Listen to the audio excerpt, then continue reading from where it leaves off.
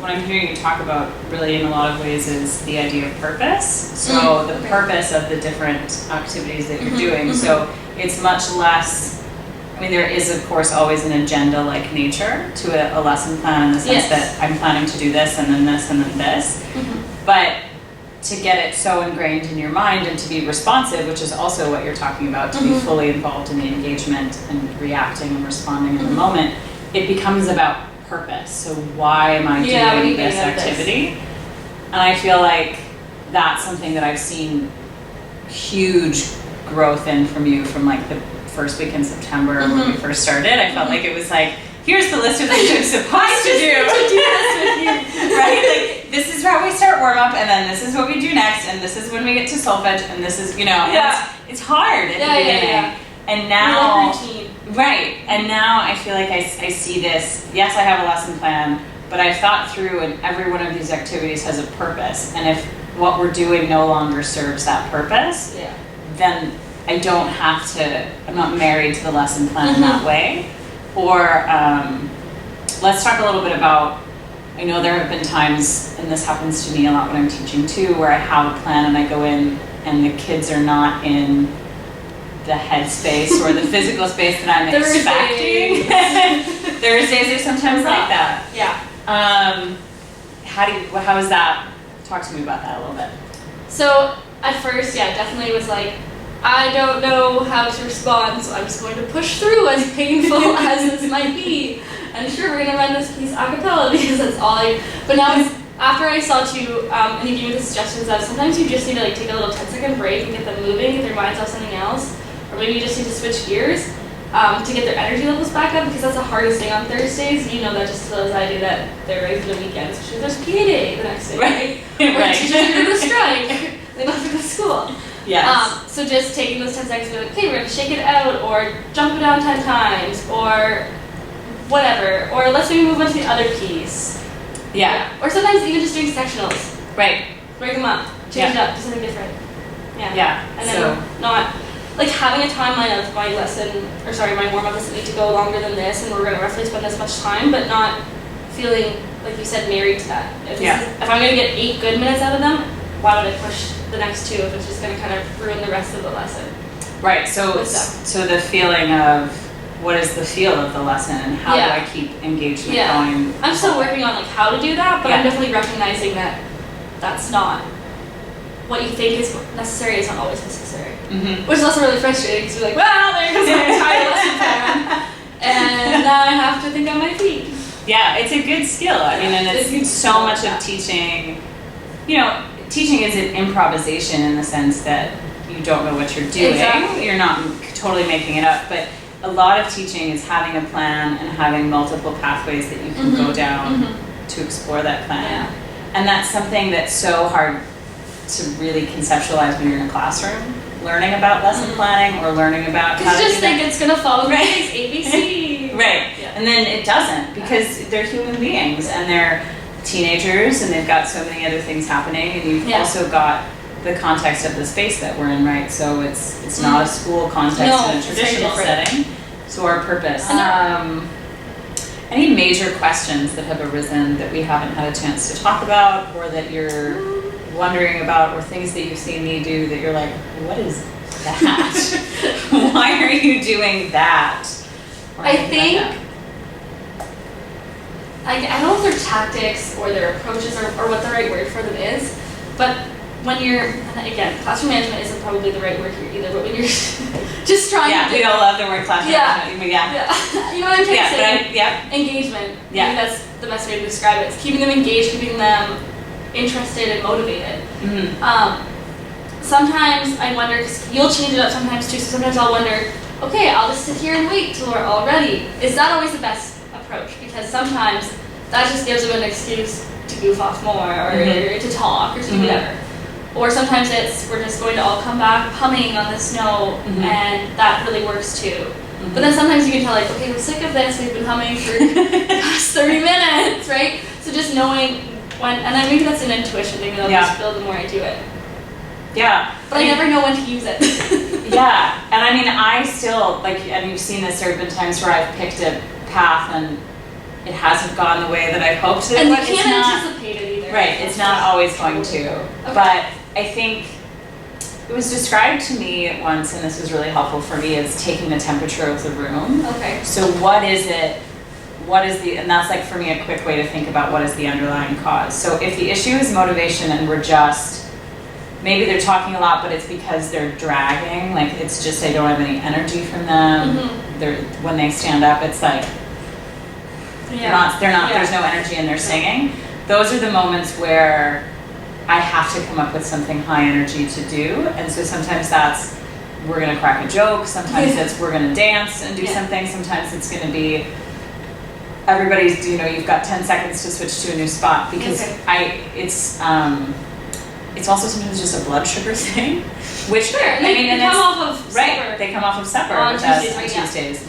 And so some of that is I just ate and my head's not fully in the game or whatever. Right. So seeing if you can change it that way versus when you've got a temperature that's on the high side and you're just, they're all over the place. You've got kids like going crazy.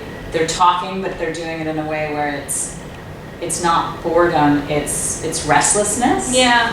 That's the moments where, okay, we need to do a centering activity of some kind. So maybe 30 we need seconds to of silence or whatever. right, Yeah. 30 seconds of silence, or come back together on one note. Or I've even had moments with students where we'll stop and we'll do, everybody find a spot. I haven't done it, you haven't seen me do it with this group yet because I haven't had to, but everybody stop and find a spot on the ground, and I'll turn the lights off and we'll do like a meditation thing where they're just breathing.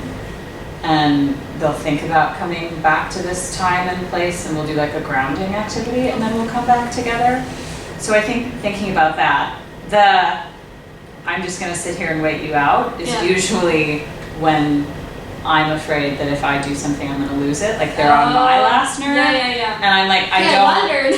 It was like, I'm like, I really don't like to ever lose it in front of a group of students, and nobody does. I mean, of course we all have moments, but that's usually for me, that's almost a centering activity for me that says I need to take a few breaths. So is that like a last resort, or just more like, this is what I need right now? Yeah, it's more like, serve you? yeah, this is what I need to best serve you. And I try not to use it very often, and most of the time when they see it, and this happened, I mean, I think I've only done it like twice this term, but this happened the one time Camila was like, everybody stop, like, then they can tell when you're at that point. Yeah, you're just like taking deep breaths with him, and then they do. Right, and they pick up on it. Yeah. So I think thinking about the way that they respond to your energy, which is also the reason why at concerts I tend to be very low key until they walk on stage, because they are usually all over the place, right? Because they're so excited they're in a new space, but like how can I balance that with a much more calm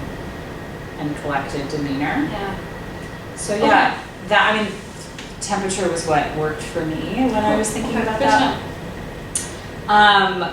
Hopes, possibilities, and goals for next term, things that you're really in either group or in both groups or for you as a teacher. This is helpful for me too, because then these are things that we can revisit when we talk further. Biggest thing is I just want to feel more confident. I think, because we'll discuss the lesson plans that I've made or the ideas that I have, and we'll talk through them, and they all seem to be like well-intentioned, in the right direction. And then I get up there and I just never feel like I deliver it. And this is probably just me being hypercritical of myself, but I never feel like I fully deliver it how I wanted it to, or, oh wow, that took 15 minutes and it was only supposed to take 10 kind of thing, or, just being confident in what I'm doing, and then also understanding, like, I don't love change myself. Okay. And I'm a big planner. Yeah. So just letting that sink in that, you know what, you can take plan B or go a different route, and that's okay, and here are the options. It's just keep on building that tool belt and toolbox, and just building that intuition, I think, would be other hopes of my own. I think some of that too, and you've started to do, rewind. I have a couple of comments here. Okay. First of all, like from a practical side of things, you've already started to do that in your lesson plans, where I've seen like you'll write the piece and then you'll write, we could do this, or we could do this, or we could do this. And if that's helpful for you right now, do that. And that way you have options that you're like, well, depending upon how things are going.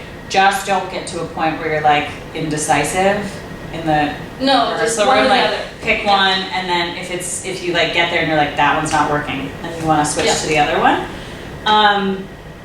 The other thing about confidence, so I think that some of this is, and this will come with time, is realizing, is this just, I just misjudged how much time this is going to take, or am I teaching it in such a way where it could be done differently? Yeah. So I think it's balancing those two. So is it just that I'm just still learning, this really does take 15 minutes, that's where we're at today, and it was well planned and well thought out, and okay. Or maybe there's a more effective way to approach it next time. Or is it something that I did where something was unclear, or I jumped too far, or I didn't go far enough, like it was not challenging enough? That sort of, am I in that sweet spot of challenging them, but also still making it fun? Okay. So I think some of that will help you with some reflection as you go. Yeah. Too. And I think too, just like I know I'm not a full blown accompanist, but even just like feeling more confident, like we're going to play your parts, and I can play your parts, and this is where we are. Because so often I'm like, sorry guys, that was on me, I played the wrong note. So and I know that will take more time too. And just get comfortable. Like, I'm a horrible accompanist, but just get comfortable with making mistakes. Or if I sing it wrong, oh well. Yeah. Own up to it. Yeah, and especially at this age, for them to see you as not perfect is really important. You know, it's hard to go from being our performance major musician selves to being teachers who are singing and doing all sorts of crazy things, and that's okay. Not that we don't ever want to model poor vocal production, but life is life and things happen, and so being able to just sort of do that, I think, is important. I'd also just like to make sure, continually checking in, that I am easy to follow, and that they're not like getting lost, and that my instructions are clear, that I'm doing it in such a way that makes sense to them. Because sometimes I get stuck in the mindset like, this is going to work because I've done it and it's worked and it's been successful, but I mean, I'm just one person and I'm one perspective. And they're also not at the same stage of life that I am, right? They're this old with this experience. And music literacy there too is much different. That has been a bit of a challenge too, because I was so used to everyone having some sort of a theory background, or knowing how to read music, or knowing what notes are, right? That has been different to navigate too. Yeah. And that's something I didn't expect either. That's a really reflexive moment on your part here too, in that how many of your assumptions came from your own experiences. And, so many, it's a little bit of a jarring moment when you're just like, okay, we're gonna have to work a little bit differently. Doing it differently now.